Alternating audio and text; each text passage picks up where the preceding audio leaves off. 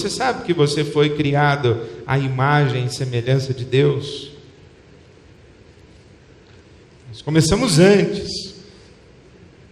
Talvez pudéssemos começar mesmo como a Bíblia começa. No princípio criou Deus os céus e a terra. Você sabe que Deus é o Criador de todas essas coisas e que, tendo criado todas as coisas, criou você à sua imagem, à sua semelhança, e colocou você nesse mundo como parceiro dele no cuidado de sua criação, porque é disso que trata o Evangelho. É disso que trata o livro do Gênesis. Deus nos criou e nos colocou no mundo como parceiros dele, Deus, no cuidado de sua criação, no cuidado de todo o universo criado. E o que é interessante é que Deus disse o seguinte: olha, vocês multipliquem-se, encham a terra e subjuguem a terra. Provavelmente a única ordem que nós seres humanos conseguimos cumprir, que Deus nos deu, foi multipliquem-se. Até porque o método para o cumprimento da ordem é extremamente prazeroso. Então a gente se multiplica. Mas depois de cumprir essa ordem de nos multiplicarmos, nós fazemos todo o restante em afronta à vontade de Deus. A gente não consegue obedecer mais nada do que Ele mandou. E quando Deus disse assim: olha, multipliquem-se, povoem a terra, encham a terra e sujeitem a terra, há alguma coisa muito importante e interessante que Ele está dizendo aqui para nós. Ele está dizendo que assim como Deus, como Ele fez o ordenamento do universo natural, Ele concedeu a nós a prerrogativa e o privilégio e a responsabilidade do ordenamento da ordem social. Deus colocou os elementos de sua criação em ordem, em harmonia, em beleza, e Deus fez a sua criação de maneira perfeita. Por exemplo, um exemplo muito simples é a distância que existe entre o Sol e o planeta Terra. Um pouquinho mais próximos do Sol, nós explodiríamos pelo calor do Sol, pegaria a Terra e ia pegar fogo. E um pouquinho mais distantes do Sol, nós congelaríamos na frieza do universo. Por isso é que a distância entre o planeta Terra e o Sol é uma distância exata, e isso é ciência, e isso é obra das mãos de Deus. Agora, o ordenamento social já é uma prerrogativa nossa, já é um problema nosso, já é uma responsabilidade nossa. Nós fizemos leis trabalhistas, nós fizemos as fábricas, nós fizemos a Revolução Industrial, nós fizemos a estrutura de família nuclear, nós fizemos uma sociedade democrática, nós decidimos que seríamos uma república com o poder executivo, legislativo e o judiciário, nós organizamos a polícia militar, nós organizamos o exército brasileiro, isso tudo é coisa nossa. Nós inventamos esse negócio de escravidão, isso tudo é coisa nossa. Nós colocamos as nossas crianças na rua, nós exploramos as nossas crianças com prostituição infantil, isso é problema nosso. O ordenamento social é uma questão nossa. Nós inventamos leis de trânsito, fomos nós que falamos: vamos colocar ordem nessa bagunça, vamos inventar um semáforo, um sinal de trânsito, isso é coisa nossa. A questão é que quando nós fomos enchendo a terra, populando a terra e nos organizando para juntamente habitarmos o planeta Terra, nós fomos nos deparando com uma série de dificuldades, nós fomos nos deparando com uma série de conflitos, nós fomos enfrentando determinado caos e nós fomos inclusive gerando determinado caos. A Bíblia Sagrada diz que a terra era caótica e Deus, no seu ato criativo, colocou ordem no caos. Deus transformou o caos em cosmos. E no ordenamento social, parece que nós temos muito mais a facilidade de transformar cosmos em caos. Por quê? A narrativa do Gênesis está dizendo para nós o seguinte: é que houve um determinado momento quando nós dizíamos assim para Deus: Deus, como é que o Senhor quer que a coisa aqui embaixo funcione? E Deus passava para conversar com Adão e Eva, diz o capítulo 3 do Gênesis, versículo 8, que na viração do dia, Deus conversava com Adão face a face, e eu imagino que a conversa era assim uma questão de gestão da criação, inclusive. Mas houve um determinado momento em que E nós humanos dissemos assim para Deus: pode deixar que aqui embaixo a gente resolve. E Deus disse: olha, na hora que vocês quiserem fazer isso aí do jeito de vocês, provavelmente não vai dar certo. Aliás, absolutamente impossível de dar certo quando vocês tomarem a rédea da criação nas mãos de vocês. Vocês não vão conseguir fazer isso, vocês vão gerar morte. E nós dissemos: não, a gente resolve. Nós vamos conseguir nos multiplicar, nós vamos encher a terra e nós vamos sujeitar a terra. E Deus diz assim: vocês vão conseguir se organizar? Não, a gente consegue. Vocês não vão conseguir. Se vocês não continuarem conversando comigo e ouvindo o que eu tenho para dizer, vocês não vão conseguir. Bom, dito e feito, nós não conseguimos. No capítulo 4 do livro do Gênesis, já um irmão mata o outro. Essa narrativa é uma narrativa que vai descrevendo de como Deus nos coloca no universo em ordem, como nós tomamos o poder das mãos de Deus e como na nossa mão, ou digamos assim, com aspas ou sem aspas, na nossa gestão, o universo vai entrando no caos novamente. Principalmente o universo que nós construímos. Nós criamos uma confusão tremenda.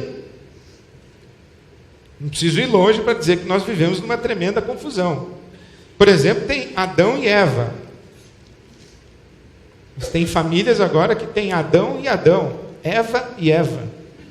E famílias que a Eva nasceu Adão, mas agora é Eva. E o Adão nasceu Eva, mas agora é Adão. E nós vamos nos envolvendo em umas questões, e nós vamos nos envolvendo e percebendo que aquele caos que existe do lado de fora da gente, ele não é tão diferente do caos que existe dentro da gente. A gente tem a alma cindida, a gente tem a nossa interioridade cindida, o corpo aponta para um lado, a alma aponta para o outro. É um puxa-estica, e nós não sabemos mais quem tem razão. E nós vivemos num universo que vai sendo forjado a nossa imagem, a nossa semelhança. Porque se é verdade que Deus nos criou a nossa imagem, a sua imagem e semelhança, também é verdade, de acordo com Gênesis capítulo 5, que Adão criou filhos, ou gerou filhos, a sua imagem e a sua semelhança. E há uma distância, uma discrepância entre ser a imagem e semelhança de Deus e ser a imagem e semelhança de Adão. E há uma distância entre um universo, inclusive um universo social, organizado de acordo com o caráter de Deus, e um universo usado, expropriado e bagunçado de acordo com o caráter de Adão. A grande questão de Deus aqui é essa: Deus cria o mundo e nos coloca no mundo para sermos participantes e parceiros com Ele no cuidado da sua criação.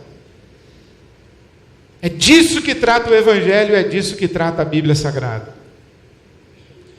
Quando a Bíblia vai dizer no capítulo 4 que um irmão matou o outro, pois ela diz no capítulo 5 que Adão gerou filhos à sua imagem e à sua semelhança. Depois no capítulo 6 conta a completa devassidão em que vive a humanidade, a promiscuidade, a dificuldade e os demais conflitos que nós vamos gerando. Então vem o dilúvio, depois começa tudo de novo com a família de Noé, mas no capítulo 11 a gente faz uma torre de Babel, e ali no capítulo 12, Deus aparece e fala com um homem chamado Abraão. O que me parece é que Deus está olhando esse caos que a gente faz, e Ele decide entrar nesse caos, e conversar com a gente a respeito desse caos que nós geramos. Tanto o nosso caos interior, o nosso caos relacional, o caos das sociedades que nós construímos, e Ele decide conversar com a gente sobre isso. E Ele estabelece um plano, Ele chama umas pessoas, e algumas pessoas que ouvem a voz dEle, prestam atenção no que Ele está falando. Ele diz: pessoal, é o seguinte, nós vamos ter que conversar direito sobre como é que o mundo tem que funcionar. E aí eles dizem assim: bom, e como é que nós vamos conversar? Vamos fazer o seguinte, todo sábado a gente se encontra. E se encontra onde? num templo que eu vou escolher. Eu vou dizer para vocês o lugar. E vocês vão lá e tem um pessoal aí que já me ouviu e vai dizer para vocês como é que eu quero que o mundo funcione. E quem são esses caras? Aí Deus fala assim, ali chamam sacerdotes. E que lugar é esse aí que o Senhor escolheu? Não era bem o lugar que eu queria escolher, disse Deus. Mas já que o Davi quis construir um templo, o filho dele construiu, tudo bem, eu vou escolher o templo como um lugar para a gente conversar. Todo sábado vocês vão lá, se reúnem com os sacerdotes e nós vamos conversar sobre como é que o mundo tem que funcionar. E quando o pessoal chegou lá no sábado, os sacerdotes falaram assim, pera aí. Vocês tocaram horror na criação de Deus, Ele está Velho Testamento com vocês, não pode chegar aqui como se nada tivesse acontecido. Bom, o que nós vamos fazer? Deus falou que vocês têm que fazer um sacrifício aí para Ele. Tudo bem, a gente faz um sacrifício, o que é? Tem que levar um cordeiro, tem que levar um bezerro, tem que levar alguma coisa, porque Deus está muito bravo com vocês. A partir desse momento, constrói-se a estrutura religiosa de Israel. A descendência de Abraão, aquele camarada que Deus falou com ele lá no capítulo 12 do Gênesis. Constrói-se a estrutura religiosa de Israel. O que é a estrutura religiosa de Israel?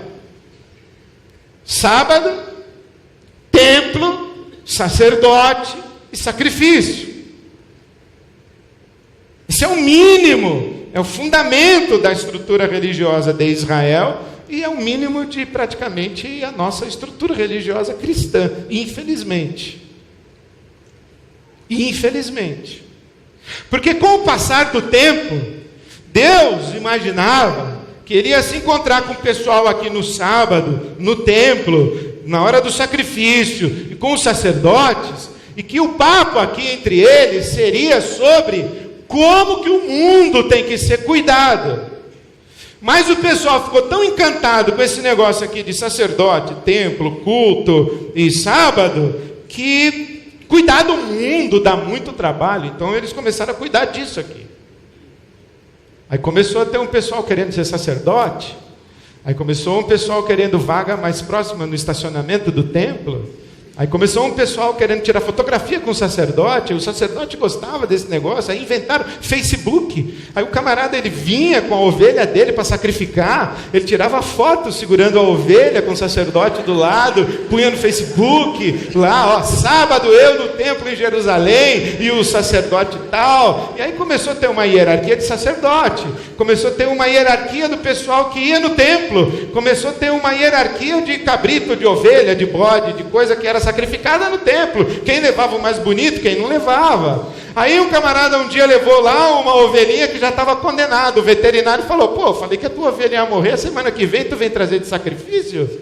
Aí começou um a falar do outro, e daqui a pouco a conversa aqui no culto, no sábado, no templo, com os sacerdotes, não tinha absolutamente mais nada a ver com a maneira como o mundo deve ser cuidado. Aí Deus fica Velho Testamento de novo com esses caras e vai lá, chama os profetas e diz assim, pessoal, vocês estão de brincadeira com Deus.